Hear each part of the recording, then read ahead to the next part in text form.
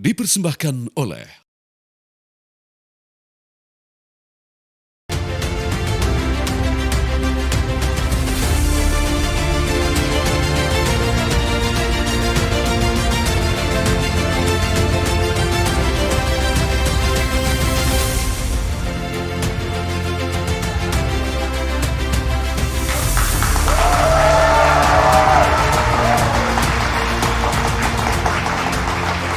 Selamat malam pemirsa, Anda menyaksikan Catatan Demokrasi. Banyak yang bertanya kepada kami, kenapa Catatan Demokrasi malam hari ini mengangkat, ada namanya bro, Nikita Mirzani, seorang terdakwa. Banyak sekali pertanyaan yang masuk kepada kami, kepada produser kami. Tapi kami tegaskan bahwa ada sebuah keriuhan yang tercipta di Pengadilan Negeri Jakarta Selatan 7 Agustus 2025. Oleh karena itu, banyak juga pihak yang bertanya, muncul pro dan kontra di sana. Apakah itu bagian contempt of court, penghinaan pengadilan atau bukan? Rasanya yang layak menjawab itu adalah seorang praktisi hukum. Tapi yang baru malam hari ini, yang baru pertama kalinya kami hadirkan adalah kuasa hukum dari kedua pihak. Ada kuasa hukum dari Nikita Mirzani malam hari ini hadir bertemu dengan kuasa hukum dari Reza Gladys. Malam hari ini kami pertemukan keduanya, semoga ruangnya berimbang dan juga adil, karena bayangkan di persidangan ada yang, Anda diam, lu yang diem. Itu baru cuplikan kecil. Itu baru sepenggal cuplikan kecil. Kita sebagai orang luar gak tahu sama sekali. Jadi jangan sok tahu, jangan asal bunyi. Malam hari ini kita dengarkan dari para kuasa hukumnya yang hadir langsung di persidangan. Saya juga mengucapkan terima kasih kepada BHS yang terus mendukung program Catatan Demokrasi. Dan malam hari ini ada yang jaket kuning, yellow jacket dari Universitas Indonesia, Fakultas Ilmu Administrasi. Alangkah baiknya kita lihat terlebih dahulu cuplikan berikut ini.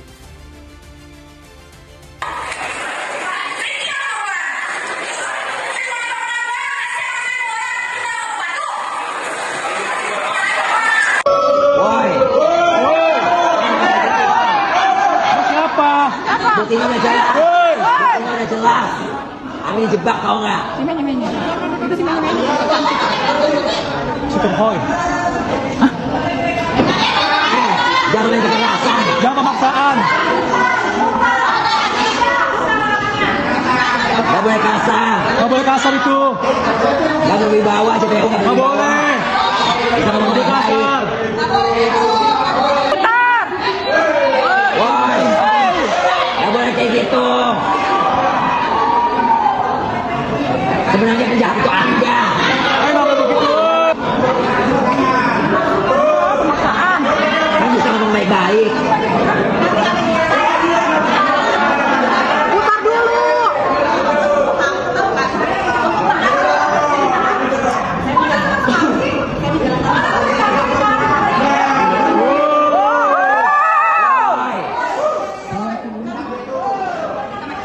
Bandel macam apa kayak gini?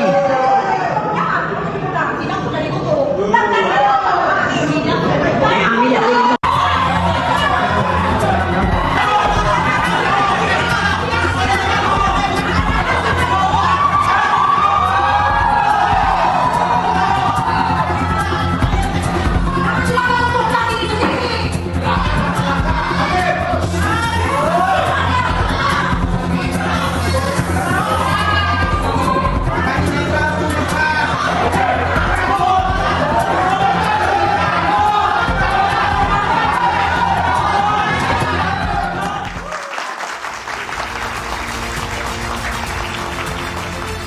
Saya sebagai jurnalis sering ikut liputan di pengadilan, tapi baru kali ini lihat jaksa sama terdakwa saling tunjuk, berhadapan-hadapan dari jarak yang sangat dekat sekali. Nyalinya emang luar biasa ya. Tapi rasanya persidangan jadi tidak khidmat, tidak lagi menghormati majelis hakim, itu yang dipertanyakan oleh publik. Nanti alangkah baiknya dijawab langsung oleh kuasa hukum Nikita Mirzani yang malam hari ini langsung kami hadirkan, Bang Fahmi Bahmid. Bang Fahmi, bisa bergabung Bang? Pendukungnya Nikita Mirzani mana suaranya ada? Pendukung Nikita Mirzani ada di sini? Oh yes, katanya yes ya. Kami juga menghadirkan kuasa hukum dari Reza Gladys, Julianus Sembiring. Bang Julianus Sembiring, zagamu Bang Julianus Sembiring. Sekali kami tegaskan untuk pertama kalinya Bang Julianus sama Bang Fahmi bertatap muka langsung di satu frame Catatan Demokrasi. Saya juga mengenalkan satu persatu, ada Bang Sunan Kalijaga, praktisi hukum. Selamat malam Bang Sunan Kalijaga. Boleh Bang, saya dengar suara abang lu? Boleh Bang? Selamat malam. Wah. Itu tanpa mic loh yang ngomong selamat malam ya. Dan juga ada Bang Diolipa Yumara, praktisi hukum. Selamat malam, Bang Diolipa. Kami juga mengundang yang ahli yang tahu persis bagaimana sebenarnya mekanisme di dalam sebuah persidangan. Ada Prof. Gayus Lumbun, mantan hakim MA kita. Malam Prof. Gayus. Satu lagi ada Ahyar Salmi ini. Kami hadirkan, kami masih tunggu Bang Ahyar Salmi. Semoga bisa segera bergabung ke Catatan Demokrasi. Tapi saya boleh ke Bang Fahmi terlebih dahulu. Bang Fahmi boleh bersuara duluan. Sebenarnya apa yang terjadi di PN Jakarta Selatan? Anda berdiri, saling tunjuk dengan jaksa. Apakah memang betul jaksa interupsi dan Anda tidak terima? Sampai klien Anda juga bersuara. Selamat malam dan terima kasih. Sebetulnya kalau yang Anda putar tadi, itu selesai sidang. Itu tidak ada dalam proses persidangan. Itu kan proses persidangan sudah selesai dan Nikita lagi rame dengan jaksa pada saat dia akan dipakaikan rompi. Nah di saat itu saya memang tidak ada di ruangan sidang karena saya ada di musola. Jadi itu tidak ada kaitannya dengan persoalan persidangan. Persidangan sudah selesai. Supaya semuanya clear bahwa itu adalah terjadi ketegangan antara jaksa yang memaksa untuk memakaikan Nikita dengan rompi tahanan. Oke, itu cuplikan yang berbeda lagi ya Bang Fahmi ya? Ya, jadi ketika Anda mana? bertanya Karena kepada saksi Bang? ada frame-frame yang berbeda. Oke. Kalau yang Anda perlihatkan tadi yang terjadi perdebatan itu sudah selesai persidangan. Jadi nggak ada kaitannya dengan proses persidangan. Ini setelah persidangan. Tapi ketika Anda bertanya dengan saksi, Samira, Doktif? Itu persoalan beda lagi. Oke. Kalau itu memang kami yang protes kepada jaksa, saya bilang kalau Anda bertanya jawaban daripada saksi yang Anda hadirkan tidak cocok dengan Anda punya keinginan, ya jangan salahkan saksinya, jangan Anda potong-potong saksi tersebut. Karena saksi tersebut adalah saksi fakta yang akan menjelaskan kebenaran dalam proses persidangan. Jadi tolong apa yang disampaikan oleh saksi jangan dipotong. Persoalannya seperti itu pada waktu itu. Itu yang menjadi penyulut awal ya Bang Itulah sebenarnya. yang kita keberatan karena pada saat saksi Samira atau Doktif menjelaskan sesuatu langsung di-cut, cukup. Saya keberatan, jangan dicukupkan. Karena ini adalah fakta persidangan dan harus dikeluarkan semua fakta-faktanya di dalam proses persidangan. Dan pada saat itu ada majelis hakim yang memimpin dan tidak keberatan majelis hakim. Karena masih dalam persoalan terjadinya perdebatan yang sesuai dengan hukum yang berlaku. Artinya pada saat itu kami protes, tolong saksi ini jangan dibatasi kalau ingin mengungkap kebenaran. Kalau saksi ini tidak cocok dengan apa yang Anda inginkan jawabannya, Anda yang salah karena ini saksi Anda bukan saksi kami. Ini adalah saksi yang diajukan oleh jaksa penuntut umum. Kalau saksi ini bertentangan dan melawan Anda, jangan salahkan kami.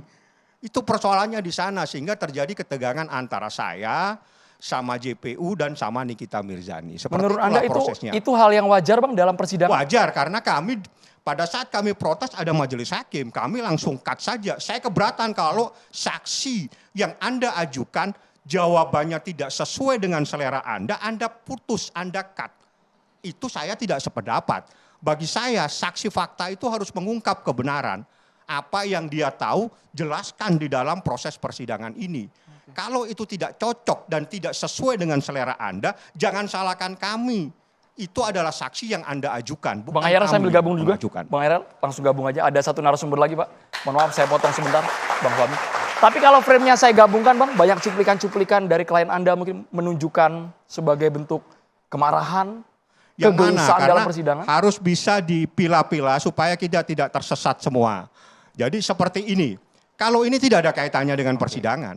Ini Usai, usai tidak ada usai kaitannya sidang. dengan persidangan. Ini sebuah cuplikan setelah sidang selesai berarti Ini Bang? sudah sidang selesai, Nikita tidak mau kembali ke tahanan karena Nikita protes.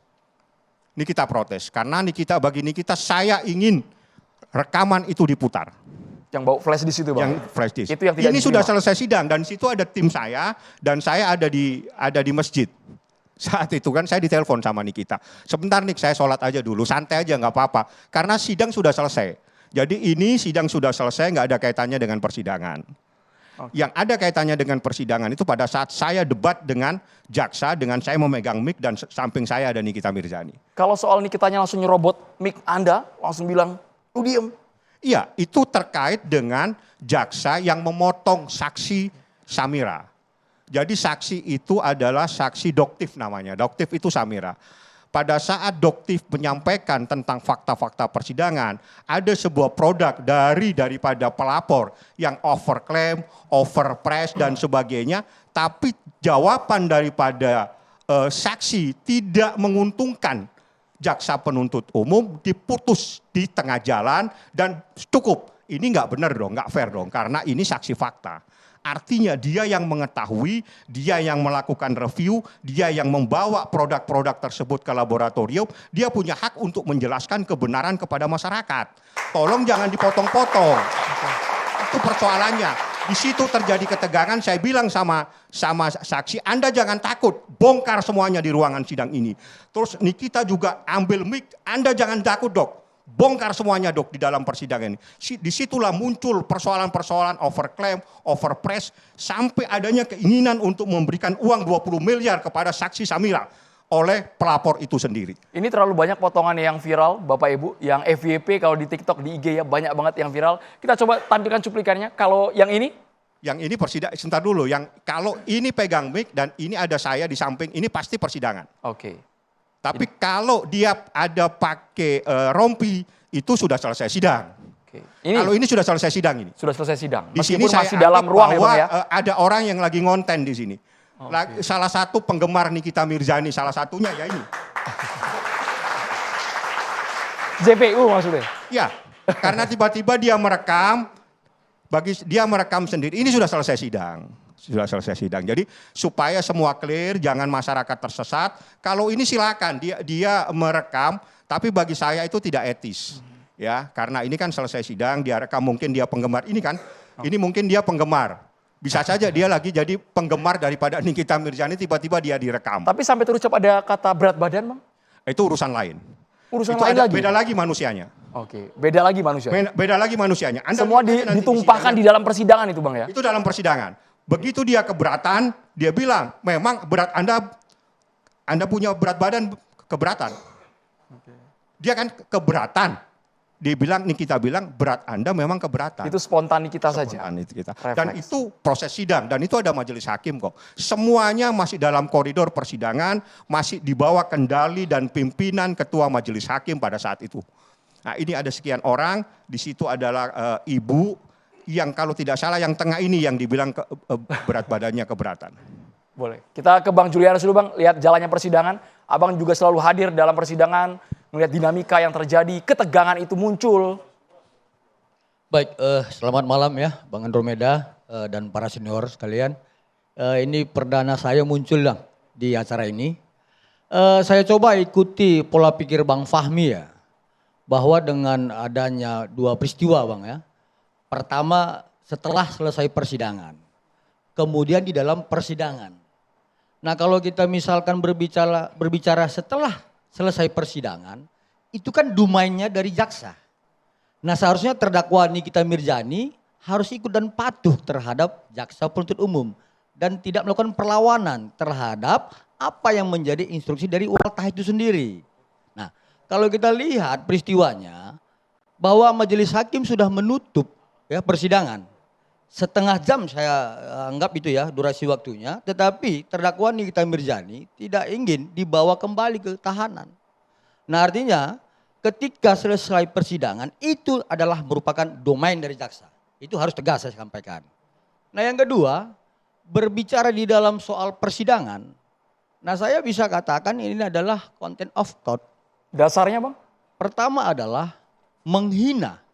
Kemudian terakhir persidangan yang diskor oleh majelis hakim itu kan adalah upaya-upaya dari terdakwa Nikita Mirzani sehingga majelis hakim mengambil penetapan keputusan untuk skor persidangan seperti itu. Nah kalau kemudian tadi Bang Fahmi mengatakan bahwa doktif itu sebagai saksi dihentikan oleh jaksa dan kemudian Bang Fahmi keberatan terhadap perbuatan jaksa, saya pikir begini. Penuntut umum itu kan sebenarnya kan menguatkan dakwaannya Bang. Itu pertama. Nah yang kedua, ketika Bang Fahmi berbicara soal tadi soal overprice dan overclaim, itu kan di luar dari surat dakwaan. Tetapi pada saat penuntut umum ya, saya katakan penuntut umum, bukan jaksa penuntut umum ya. Penuntut umum kemudian ingin mendalami digital forensik yang dibacakan, lalu kemudian saksi Samira lari kepada persoalan-persoalan lain. Penuntut umum harus membatasi itu. Kenapa? Yang harus dikuatkan oleh penuntut umum adalah berdasarkan digital forensik. Bukan tentang soal produk-produk yang sebenarnya bukan dari laporan klien kami. Itu harus dipahami gitu. Fakta-fakta kejadiannya jelas. Itu ada dari digital forensik. Dan dibacakan oleh penuntut umum. Penuntut umum kan menguatkan dakwaannya.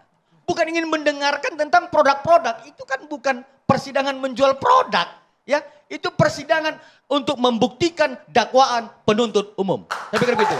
Bang Fahmi komentar dulu boleh? Supaya tidak tersesat. Ya, supaya tidak tersesat. Di dalam dakwaan itu memang ada kaitannya dengan skincare. Ya, dan di dalam dakwaan, ya kalau mungkin dia nggak pernah baca, saya kasih nanti dakwaannya terkait dengan skincare. Kalau berbicara skincare berarti ada overprice, overclaim dan yang tahu semuanya itu adalah doktif. Doktif adalah namanya ada di dalam dakwaan sehingga dia mempunyai kewajiban untuk menjelaskan persoalan tersebut karena dia yang mereview, dia yang mengajukan ke laboratorium, dia yang mendapatkan data sehingga dia mempunyai kepentingan untuk menjelaskan. Kalau dikatakan terjadi contempt of court, harus banyak belajar lagi supaya paham tentang contempt of court biar Prof nanti yang menjelaskan. Karena di dalam proses pemeriksaan itu dibawa kendali majelis hakim. Majelis hakim tidak ada masalah, kita debat. Karena debat kita adalah debat hukum di mana seseorang keberatan pada saat fakta-fakta persidangan diungkap tapi dipotong. Soal ini tidak cocok dengan Anda punya selera, Anda punya pertanyaan, dijawab tidak cocok dengan selera Anda bikin kesimpulan. Ini bukan saksi kami, ini adalah saksi Anda. Seperti itulah persoalannya. Jadi Soal domain Bang, soal satu lagi domain setelah persidangan, domainnya jaksa tadi. beda. Jadi gini, soal domain jaksa itu bukan urusan dia. Kalau Nikita sekarang sementara dia lagi duduk santai, dia tidak mau, kenapa harus dipaksa-paksa seperti itu? Ini kan bukan teroris. Bukan pembunuh. Dia santai-santai aja memang Nikita akan lari. Nikita itu terkenal. Nikita tidak mungkin akan lari kemana-mana. Dia istirahat sebentar di meja itu kan masalahnya di mana. Kalau harus dipaksa, harus dipakaikan rompi segala macam. Seperti Nikita ini adalah tahanan teroris itu kan juga nggak masuk akal. Manusia itu juga harus punya adab, punya etika, punya moral, punya kemanusiaan. Ini seorang ibu dipaksa harus pakai rompi dan itu nggak benar. Kalau dia memasangkan rompi itu di luar pintu, itu ada pintu, belakang Anda ada pintu. Di luar pintu itu benar yang dilakukan oleh jaksa. Tapi kalau masih dalam ruangan sidang ini, apa yang dilakukan oleh jaksa itu adalah tidak benar. Karena itu adalah ruangan steril. Baik, saya coba luruskan ini Bang ya. Pada prinsipnya bahwa tentang Dr. Samira itu ditempatkan dalam saksi itu adalah saksi fakta.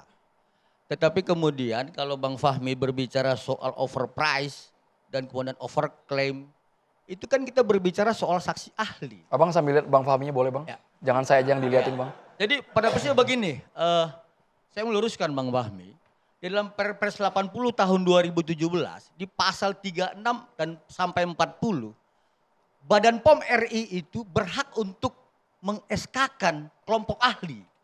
Kalau kemudian Bang Fahmi nanti ingin menghadirkan Dr. Samira sebagai saksi ahli, mintakan dulu ke Badan POM sebagai SK saksi ahli. Gunakan mic boleh Bang? Sebentar. Nah artinya jaksa penuntut umum, penuntut umum itu menghadirkan Dr. Samira sebagai saksi fakta, bukan sebagai saksi ahli. Itu yang harus saya luruskan. Nah kalau kemudian berbicara overclaim, itu bukan domainnya dari saksi fakta.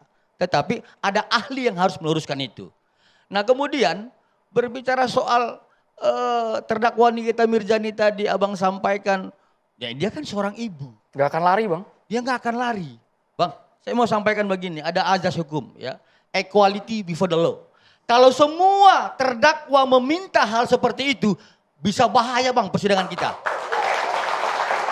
Jadi jangan kemudian memposisikan seorang terdakwa Nikita Mirzani karena dia public figure harus mempunyai kekhususan terhadap ini. Tidak. Ya, tidak. Semua harus sama di mata hukum. Ketika setelah selesai persidangan, maka ingat Bang, ya, berarti Undang-Undang Nomor 48 Tahun 2009 selesai, putusan hakim. Di situ berlaku adalah Undang-Undang Nomor 11 Tahun 2021 tentang jaksanya gitu. Domain jaksa harus berperan di situ. Jangan kita melawan konstitusi, kemudian membungkus ini sebagai penegakan hukum. Saya pikir demikian Bang. Kayaknya rekan saya ini tidak bisa membedakan apa yang saya katakan. Itu dalam ruangan sidang. Artinya kalau ruangan sidang itu ruangan steril. Jaksa tidak boleh seperti itu. Kalau pintunya sudah dibuka, itu ada pintu tuh. Silakan setelah pintu itu menjadi kewenangan jaksa.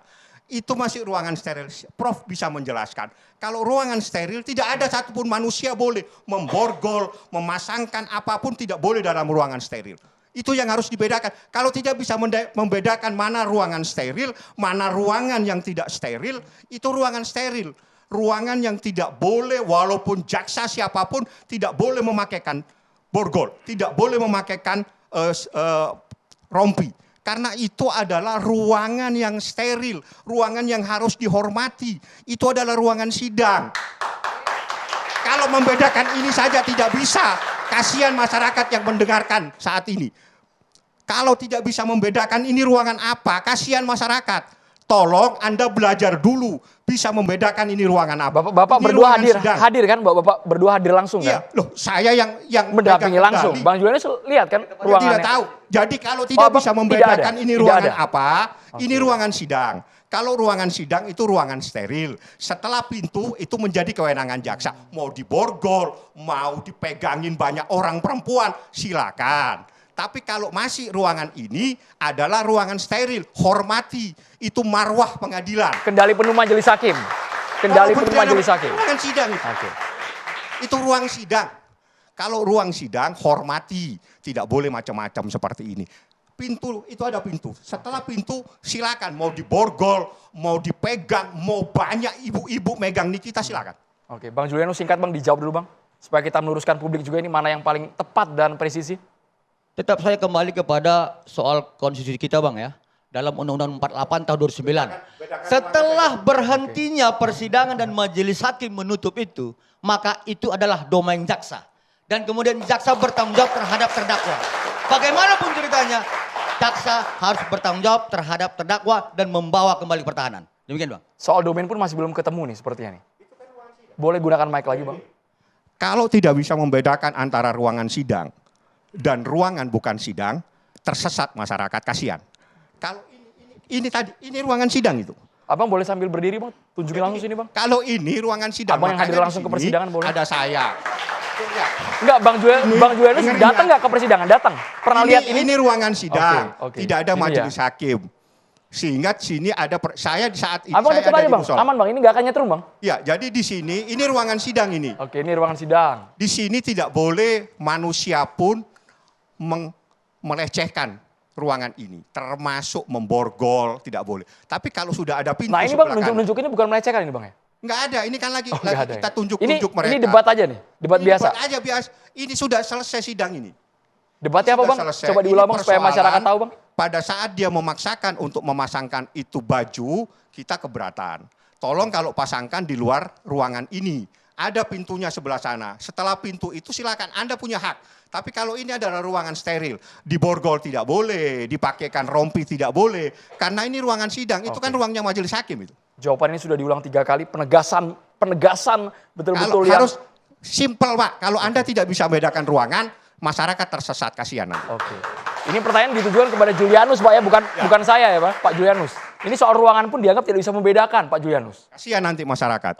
Saya pikir Jangan diulang lagi, Bang, ya. juga belum membaca tentang Undang-Undang 48 2009 tentang ini kekuasaan ruangan hakim. saja, nggak pakai undang-undang Ketika kalau majelis ruang. hakim telah menutup persidangan, maka inilah menjadi domain jaksa. Karena apa? Karena jaksa melihat adanya potensi terdakwa ini akan melawan, sehingga dia akan mengambil suatu tindakan yang harus memaksa terhadap terdakwa. Seperti itu. Kita belum masuk ke substansi apa itu content of court, indikasinya, klasifikasinya bagaimana. Sesaat lagi Kita harus jeda dulu hanya di Catatan Demokrasi pemirsa.